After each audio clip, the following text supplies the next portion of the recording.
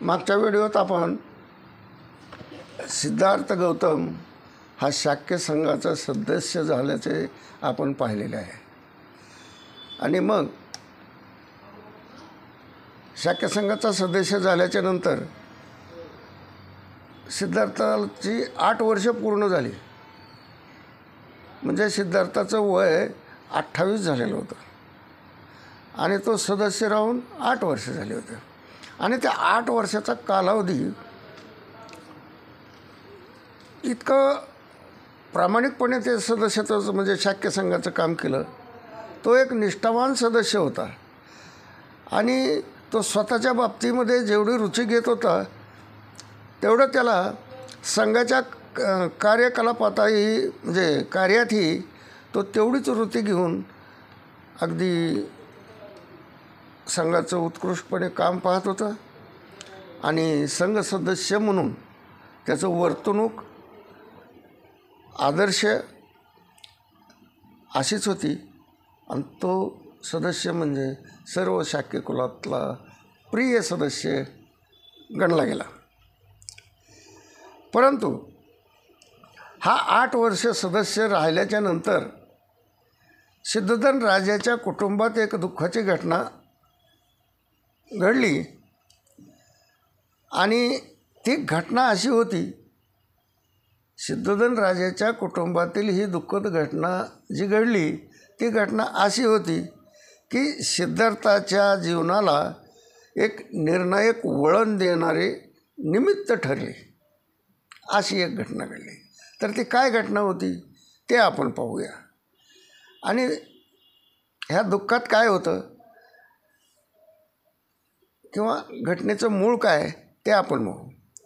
मग शाक्यांचं जे राज्य होतं, शाक्यांचे राज्य, त्याच्या शेजारी कोलियाचे राज्य, आणि मग ह्याची जी सरहद्द होती, शाक्य राज्याची सरहद्द आणि कोलियाची सरहद्द, ही रोहिणी नावाच्या नदीने पडलेली होती।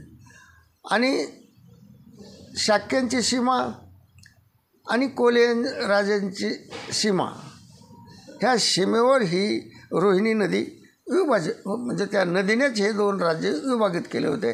मग तिकडं कोलियाचं राज्य आणि इकडं शाक्यांचं राज्य, असे ते 2 राज्य एकमेकाशेजारी होते।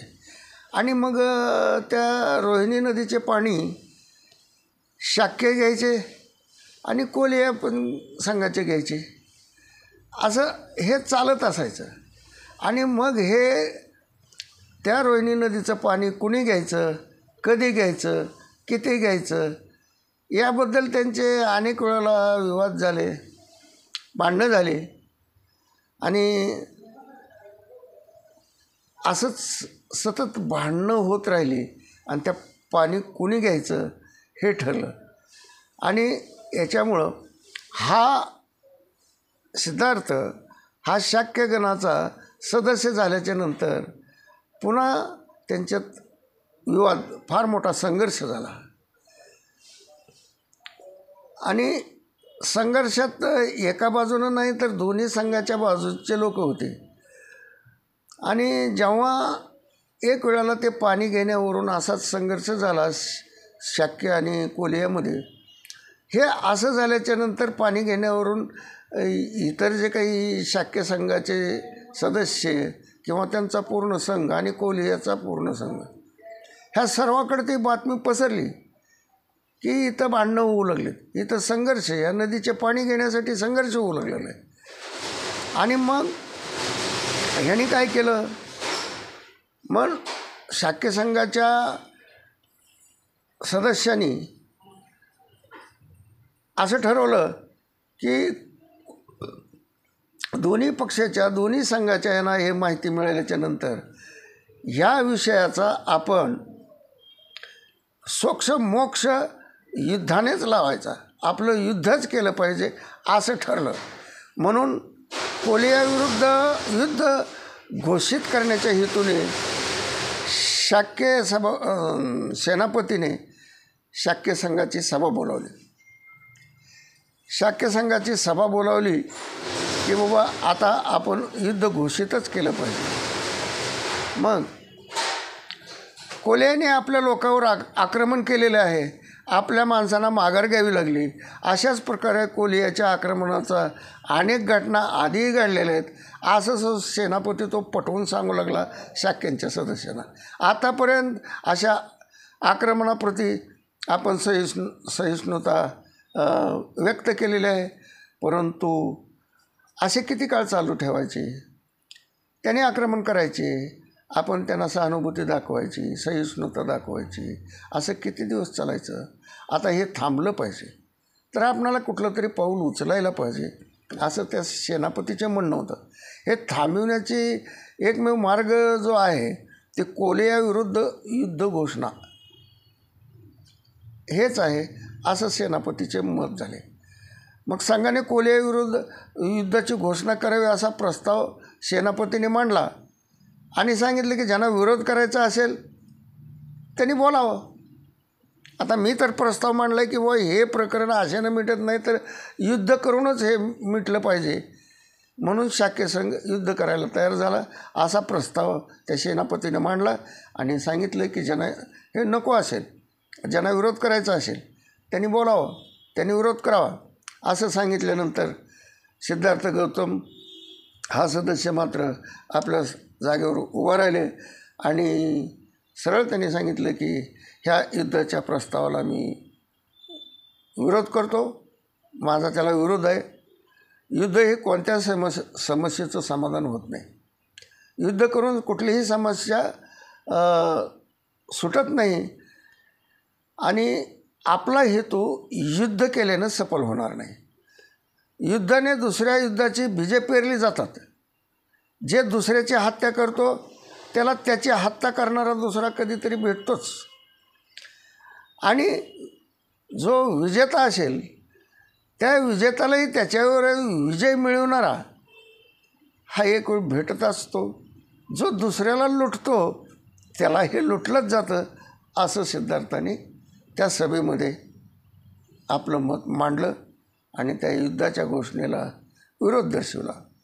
आणि सिद्धार्थ पुढं म्हणाले की मला असं वाटतं की संघाने कोल्ह्याविरुद्ध युद्ध घोषणा करण्याची घाई करू नये.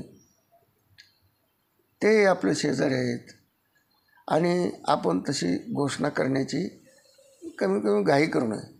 प्रथम कारण सरळ युद्ध घोषणा करून टाकणं हे योग्य नाही, तर आपण काय करायला पाहिजे? दोन्ही पक्षाचा जो कोलिया संघ आहे आणि शाक्य संघ आहे याच्यात ही जे भांडण होतं किंवा युद्ध घोषणा करण्याची वेळ आली, त्याच्या दोन्ही पक्षाच्या मध्ये आपण एक विचार केला पाहिजे, त्याचा निर्णय घेतला पाहिजे की दोषी खरा कोण. मग दोष कोण आहे हे सिद्ध करण्यासाठी आपण काळजीपूर्वक चौकशी करणं गरजेचं आहे. आणि प्रथम आपल्या माणसांनीच आक्रमण केले, शाक्याच्या माणसांनीच आक्रमण केल्याचं मी ऐकले, असं सिद्धार्थ गौतमाचं मत पडलं त्या ठिकाणी. आणि हे जर सत्य असेल तर आपण सुद्धा दोषमुक्त नाही हे सिद्ध होतं. असं सिद्धार्थाचं प्रामाणिक मत पडलं की आपल्याच लोकांचा दोष आहे, असं त्याने त्या सभेमध्ये कबूल केलं. आणि मग सेनापती त्यांना म्हणाले आपल्या माणसांनीच प्रथम आक्रमण केले, पण हे विसरले जाऊ नये की यावेळी प्रथम पाणी घेण्याची पाळी आपली होती. मग गौतम त्यांना म्हणाला हे आम्ही पूर्णपणे दोषमुक्त नाही हेच दर्शवते. म्हणजे काही ना काही दोष आपल्यातही आहे असंच म्हणावं लागेल. म्हणून असा प्रस्ताव मांडतो की म्हणून सिद्धार्थ गौतमाने त्या सभेमध्ये आपला प्रस्ताव असा मांडला की आपली 2 माणसे निवडावी आणि कोल्ह्यांना सूचित करावे की त्यांनी त्यांची 2 माणसं निवडावी आणि या चौघांनी मिळून एक 5वा माणूस निवडावा. कोल्ह्याचे 2, शाक्याचे 2 माणसं नेमावेत, सदस्य नेमावेत आणि त्या चौघांनी एक 5वा निवाडा देण्यासाठी एक माणूस निवडावा आणि त्याच्यात हे भांडण मिटवून घ्यावं. मग हा विवाद जो आहे, आपला संघर्ष जो आहे तो संपुष्टात आणावा, असा प्रस्ताव सिद्धार्थाने त्या सभेमध्ये मांडला. म्हणून मूळ प्रस्तावाला सिद्धार्थाने संशोधन सूचित केले, त्याला विधिवत अनुमती दिले गेले. म्हणून मूळ प्रस्ताव आणि त्यावरील दुरुस्ती प्रस्ताव दोन्हीही मताला टाकण्यात आले. मग लोकांचे मतं घ्यायचे ठरलं. सिद्धार्थाने मांडलेला संशोधन प्रस्ताव प्रथम मतास टाकण्यात आला आणि तो प्रचंड बहुमताने फेटाळला गेला. मग सिद्धार्थाचं म्हणणं असं होतं की युद्ध नको, आपण असा निवाडा करू. त्यावेळेला त्या सभेमध्ये त्यांचा प्रस्ताव जो आहे तो बहुमताने फेटाळण्यात आला आणि त्यानंतर सेनापतींनी आपला प्रस्ताव मतास टाकला. सिद्धार्थ गौतम पुन्हा या प्रस्तावाला विरोध करण्यासाठी उभा राहिले. सिद्धार्थ गौतमाच्या प्रार्थनेच्या सेनापतींनी प्रतिवाद केला की त्यांनी यावर भर दिला की युद्धामध्ये क्षेत्रीय हे स्वकीय व परकीय असा भेद करत नसतात. त्यांनी आपल्या राज्यासाठी स्वकीयाशी युद्ध करण्यास किंवा विरोध करण्यास तयार राहिलं पाहिजे आणि त्यांनी लढलंच पाहिजे. असंच क्षेत्रियाचा म्हणजे कामच आहे. यज्ञ करणं हा ब्राह्मणाचा धर्म आहे आणि युद्ध करणे हा क्षत्रियाचा धर्म आहे आणि व्यापार उद्यम करणे हा वैश्यांचा धर्म आहे आणि सेवा करणे हा शूद्रांचा धर्म आहे. प्रथम वर्गाने आपल्या धर्माप्रमाणे कर्म करावे, यातच या वर्गाचे कल्याण आहे, ही शास्त्रांची आज्ञा आहे, असं सेनापती सिद्धार्थाच्या म्हणण्यावर बोलले आणि मग त्यांनी तसा प्रस्ताव मांडला. परंतु सिद्धार्थाला ते काही पटलं नाही आणि सिद्धार्थाने पुन्हा त्या सभेमध्ये सांगितलं की धर्म मला जो समजला तो असा की, म्हणजे धर्म कशाला म्हणायचं, धर्म मला जो समजला की असा की शत्रुत्वाने शत्रुत्व नाश होत नाही. शत्रुत्वानं शत्रुत्व नाश होत नाही म्हणून शत्रूवर फक्त मैत्रीनेच विजय संपादन करता येतो असं मला समजतंय. अत्यंत अस्वस्थपणे होऊन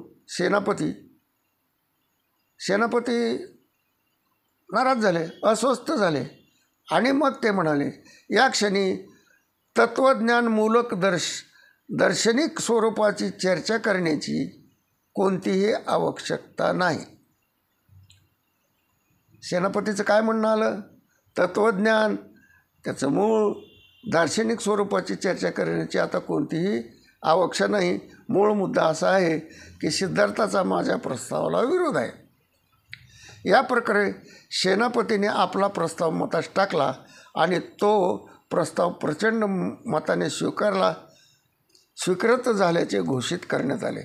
म्हणजे युद्ध घोषणा करायची हा सेनापतीचा प्रस्ताव सर्वांनी बहुमताने मान्य केला, स्वीकृत केला आणि सिद्धार्थाचा प्रस्ताव मात्र बहुमताने फेटाळण्यात आला. आणि मग हा प्रस्ताव सेनापतीचं युद्ध करण्याचा प्रस्तावच मंजूर झाला त्या सभेमध्ये बहुमताने. त्यावेळेला मात्र सिद्धार्थ गौतमाचे टेन्शन वाढले आणि त्यांना मग पुढचा विचार काय करावा हे त्यांनी मार्ग शोधण्याचा निर्णय घेतला. आणि त्यांनी असा निर्णय घेतला की देश त्याग, आपण इथून निघून जावं, यांना युद्ध करू द्या, हे मैत्रीनं काही दुश्मनी मिटवत नाहीत, यांना युद्धच करायचं आहे आणि युद्धाने काही शत्रुत्व मिटत नाही. परंतु हा सर्वानुमत ठराव पास झाल्यामुळे सिद्धार्थ गौतम हे चिंतित झाले, त्याच्यावर विचार करू लागले आणि मग त्यांच्या मनात देश त्याग करण्याचा विचार अर्थातच येत राहिला. आणि मग तो प्रस्ताव त्यांनी देश त्याग करायचा किंवा नाही करायचा हे पुढच्या सभेमध्ये आपण पाहू. आणि आज इथंच थांबू. व्हिडिओ आवडला तर लाईक करा, सबस्क्राईब करा. आज इथंच थांबू. नमो बुद्धाय.